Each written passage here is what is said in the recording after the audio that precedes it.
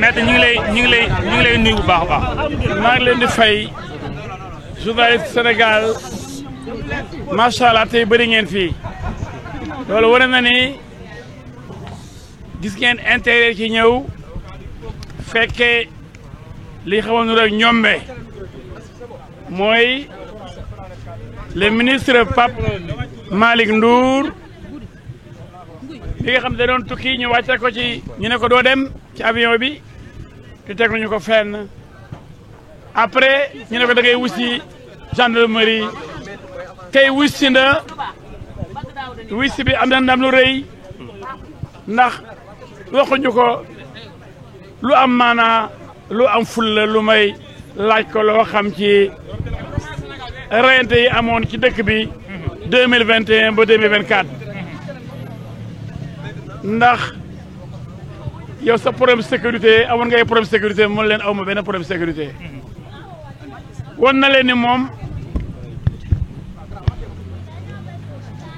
dafa jub di jubal dëggantaan moom inventé wul ay jub ak ay jubal moom da cee dëkk ñu xam ko ci bëgg liggéeyam mën liggéeyam macha allah ci mu sonal leen lool nag ndax dafa jàng nag xam économie nag fu gars yi waxee mu damat leen lu ñu teg mu teggi mais en réalité amul dara lu ñu ko topp nee nañ ko daal dañu doon laaj rek loo xam mu ne man lu xaw ma ci dara dara laa xam ngeen may laaj loo xam ci événement yi man leen lu ngeen may laaj yéen lu ma dama xam lu ngeen xamul yéen moom dafa xam lu gendarmerie xamul moom rayul bokk ci ñiy rey dóorul nañ ko dem laaj ñi rey otul mortal combat rayul kenn dóorul kenn donc moom Pape Malick amul dara lu ñu mën topp 1 2 bu ñu ko topp sax du ñuy ñoo ko war a oo parce que ministre la woon ministre xam ngeen dañ koy oo feneen fudul fii donc foofu aussi respecté wuñu ay droit am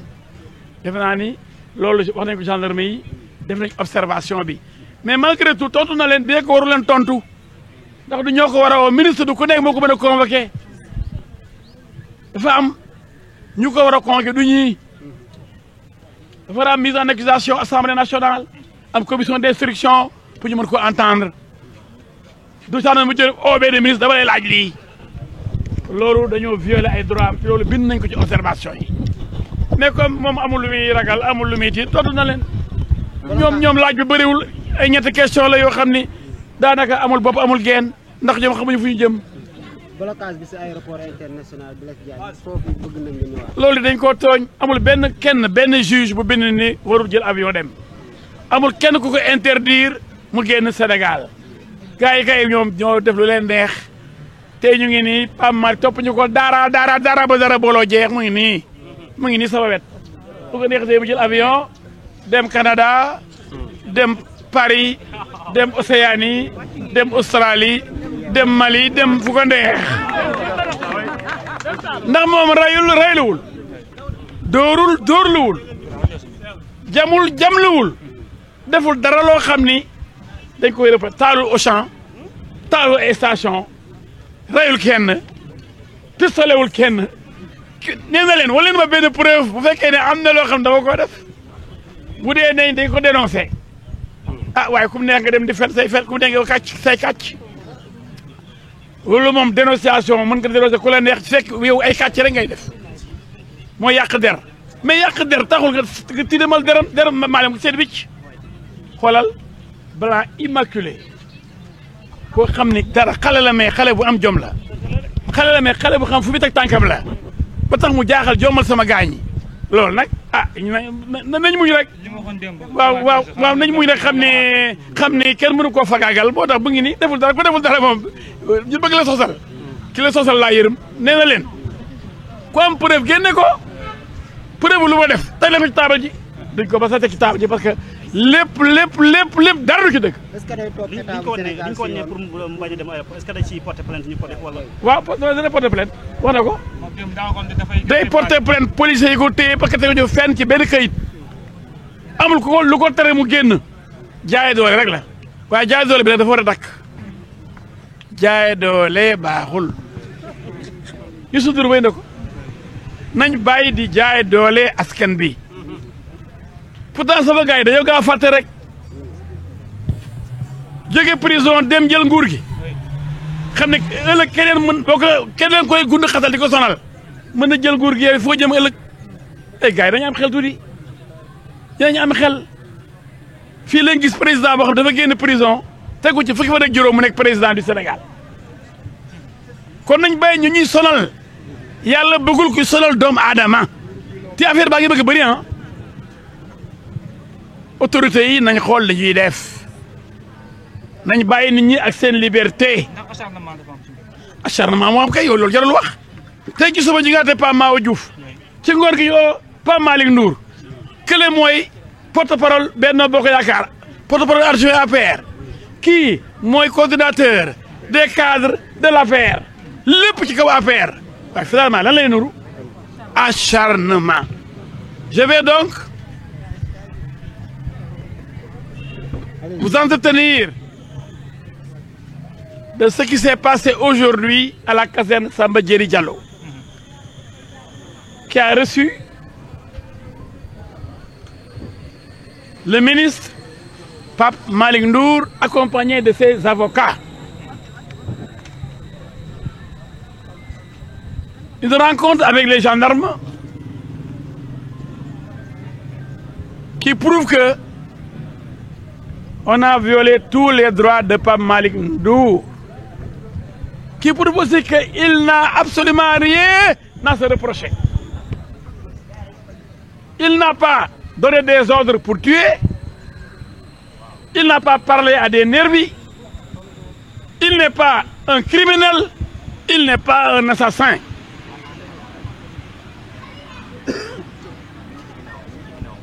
En voulant le faire passer pour un assassin, aujourd'hui, l'enquête a été ridicule.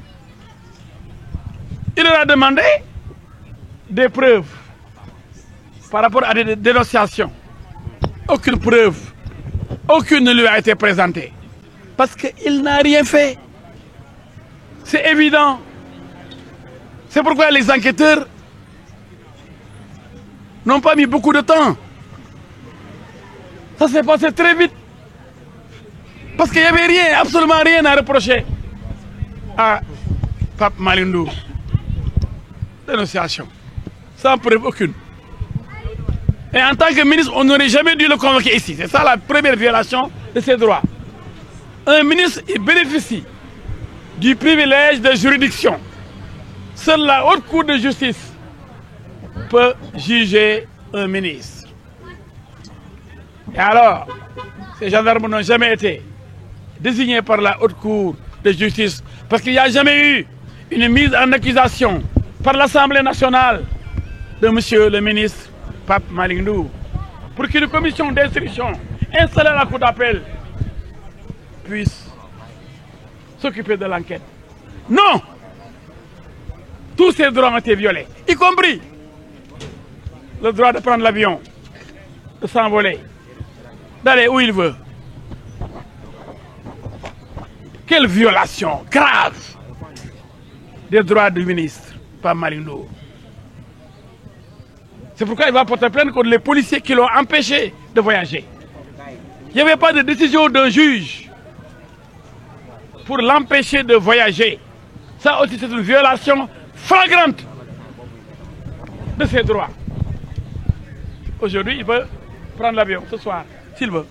Il peut aller au Canada, en Océanie, à Londres, à Paris. Parce qu'on ne peut rien lui reprocher. En fait, on a cherché à l'humilier. C'est-à-dire on perd la raison maintenant. On perd la raison. Parce qu'il y a l'animosité, le désir de faire mal à quelqu'un qui est zen, qui est blanc comme neige, quelqu'un qui s'est toujours préoccupé de son pays et de son développement, un grand économiste qui les empêche de dormir, qui répond toujours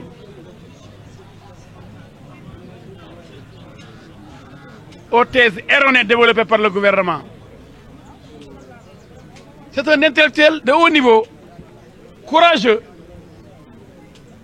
et qui porte toujours la contradiction à ceux-là qui inventent des infractions, des dettes cachées, des choses qui n'existent pas dans ce pays. Et alors, il dérange. Il dérange comme Pape Mao Diouf qui a été jugé ce matin. Trop, c'est trop. Condamné de l'acharnement. Tous les cadres de la paire qui sont en mesure de porter la contradiction à un gouvernement affolé. C'est l'affolement dans le gouvernement. Parce que c'est l'incompétence devant les inondations, devant la vie chère, devant le manque d'emploi pour les jeunes, devant les promesses non tenues. Alors ces cadres de la paire apportent toujours la contradiction avec des éléments concrets sur la table. Donc, Pape Malick Ndour est le coordinateur de tous les cadres de la paire. Donc, on cherche à le museler. Mais maître, n'est-il pas paradoxal de vouloir poursuivre, de vouloir porter plainte sur un agent et de vouloir épargner celui qui avait porté plainte contre monsieur le ministre? De toute façon, l'enquête a écarté la plainte de ce monsieur-là contre M. Pape Malick Ndour. Parce qu'il leur a posé la question. Il a posé la question aux enquêteurs. Ils ont écarté parce qu'ils savent que ça c'est une grosse farce quoi. Ce gars-là qui dit avoir porté plainte contre Pape Malick Ndour sans aucune preuve. J'ai compris qu'on a écarté cette plainte et on a parlé maintenant de dénonciation seulement. N'est-ce pas, M. Ndour? On a dit oui, il leur a posé la question, il dit je veux savoir. Et on a dit non, c'est pas ça qui m'a amené ici. Et on lui a dit non, c'est pas ça qui vous a amené ici, M. Ndour. Mais c'est une dénonciation par rapport à des crimes. Des crimes qui auraient été opérés ici dans ce pays, des crimes de droit international. Et il leur dit, moi je veux bien voir les preuves de ces crimes que j'aurais perpétrés, que j'aurais occasionné. Aucune preuve. Et les gendarmes ont montré qu'ils étaient incapables de produire la moindre preuve. Donc nous sommes sortis de l'enquête ragaillardie, convaincus que seule la vérité est révolutionnaire, convaincus qu'on ne peut rien reprocher à Pape Malick Ndour. On ne peut sortir aucune preuve contre Pape Malick Ndour. Par conséquent, nous allons rentrer. Il peut voyager dès cette nuit. Comment? Il peut voyager dès cette nuit. Il peut voyager tout de suite. Il peut quitter ici la gendarmerie pour aller à l'aéroport s'il veut. Parce qu'on l'a arrêté arbitrairement, illégalement, de façon injuste et inexplicable. Aucune raison, aucune décision de juge.